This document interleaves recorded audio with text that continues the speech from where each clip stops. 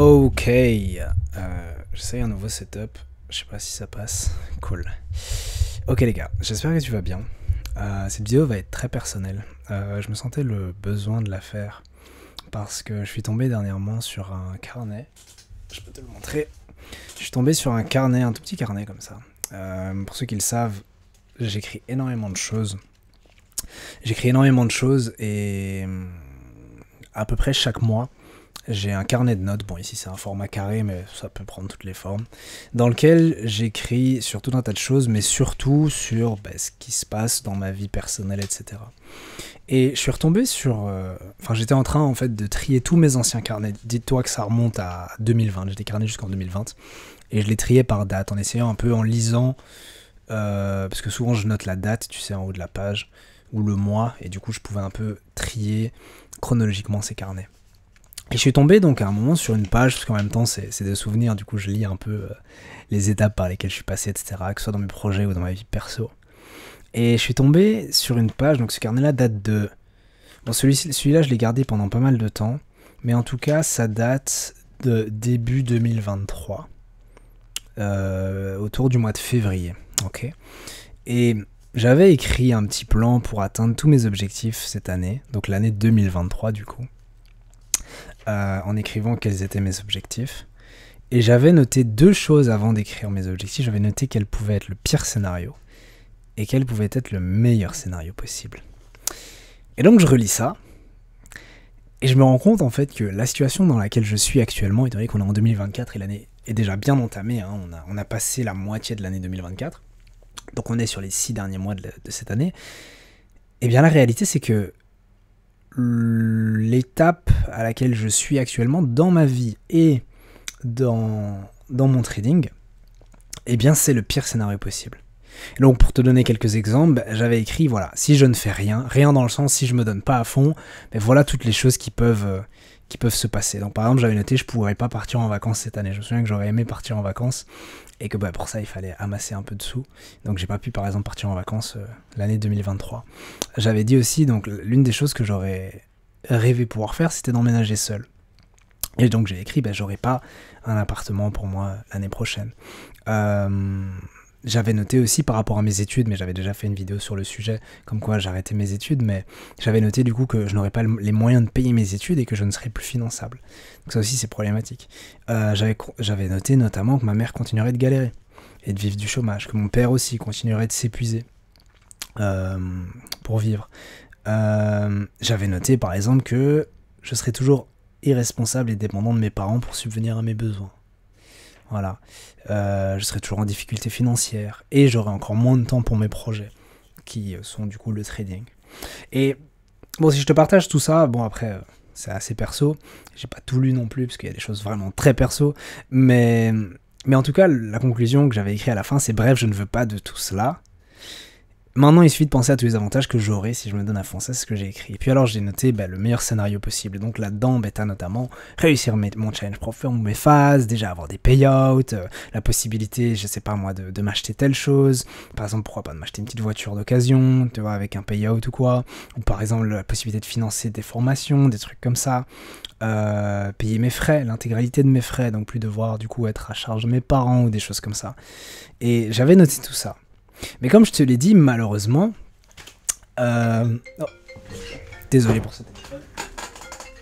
Comme je te l'ai dit, malheureusement, la réalité c'est que ces choses-là ne se sont pas produites. Pire encore, le pire scénario que j'avais envisagé est la vie que j'ai actuellement. Et c'est assez problématique parce que ça veut dire que je me suis pas donné à fond. Ou plus généralement que j'ai pas fourni les efforts suffisants, parce que je me suis quand même donné, bien évidemment, mais j'ai pas fourni les efforts suffisants que pour atteindre mes objectifs. Et ça fait un peu écho à un commentaire que j'avais lu dernièrement sur mes vidéos. Une personne qui disait tu manques peut-être d'équilibre dans le sens où parfois tu es trop optimiste dans tes vidéos, t'es trop je vais y arriver, je vais faire ci, je vais faire ça. Et parfois tu es trop pessimiste, trop j'y arriverai jamais, ou alors à faire un peu des remises en question, mais beaucoup trop poussées, beaucoup trop profondes, comme si c'était la fin du monde parce que t'avais eu un mois en négatif ou quoi. Et la réflexion que cette personne avait faite, ça m'a beaucoup marqué parce qu'elle a totalement raison. Et c'est hyper important de savoir s'évaluer à sa juste valeur, justement. Se dire, tiens, là où j'en suis maintenant, bah, quel est mon niveau, quelles sont mes forces, quelles sont mes faiblesses, et vers quoi est-ce que j'ai envie d'aller, et plus particulièrement, bah, comment je vais faire pour atteindre cet objectif, comment je vais faire pour atteindre ce niveau-là. Je pense que c'est hyper important parce que sinon, tu avances avec un masque sur les yeux. Tu as une fausse image de toi, tu te dis soit que tu es meilleur que ce que tu es réellement, soit que tu es moins bon que ce que tu es réellement, et ça t'empêche non seulement d'évaluer ton niveau actuel, mais en plus de savoir ce que tu dois mettre en place.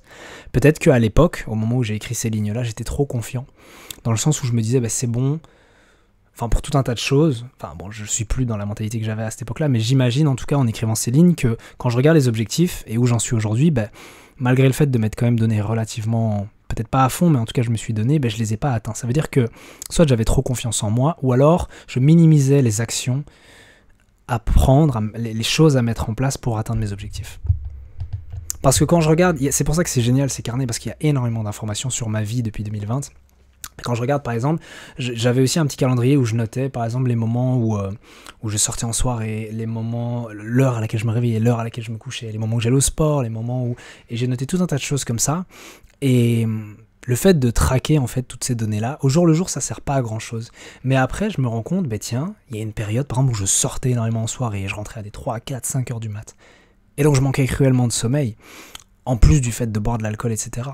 Et si je prends du recul et que je regarde, parce que bon, sur par exemple un mois, ça nous dit pas grand-chose, mais là j'ai des datas pour plusieurs années. Et quand je regarde, ben, si maintenant par exemple je compte le nombre de fois où je suis sorti en soirée, où j'ai bu de l'alcool, je suis rentré jusqu'à pas d'heure, etc. Ben, si j'enlevais toutes ces soirées, ou en tout cas imaginons que je diminue de 80% les soirées, donc au lieu de sortir, je sais pas, il y a des périodes où je sortais plusieurs fois par semaine, 2-3 fois semaine, pendant plusieurs semaines, donc c'est énorme. Et donc si j'enlevais toutes ces soirées-là, ben peut-être que j'aurais beaucoup plus progressé, puisque j'aurais eu beaucoup moins de gueule de bois, beaucoup plus de jours de productivité, peut-être une bien meilleure humeur, parce que la réalité c'est que si tu consommes pas d'alcool, tu as une meilleure homéostasie, on va dire. Beaucoup plus de temps alloué à mes projets, beaucoup moins de fatigue, beaucoup plus de choses qui auraient été positives. Alors je suis pas en train de dire qu'il faut tout sacrifier, mais en regardant avec le recul, je me rends compte que j'ai sacrifié des choses, mais peut-être pas suffisamment, compte tenu des objectifs que je me suis fixés. Ça veut dire que, imaginons maintenant que tu te fixes un objectif de te dire, bah, tiens, moi je veux, cette année, je me donne 365 jours pour valider un challenge propre firm et être financé. C'est un objectif ambitieux, c'est faisable. Bon, faut voir où tu en es dans le training, mais c'est faisable.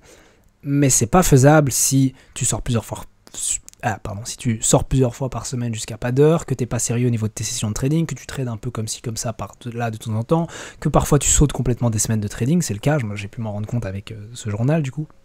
Parfois il y a des semaines où je tradais complètement pas parce que j'avais la flemme, parce que voilà, je faisais n'importe quoi, que tu en gros n'es pas assidu, tu n'es pas rigoureux dans tout ce parcours, toute cette aventure pour devenir un trader rentable et puis aussi du coup réussir un challenge éventuellement si c'est ça ton objectif.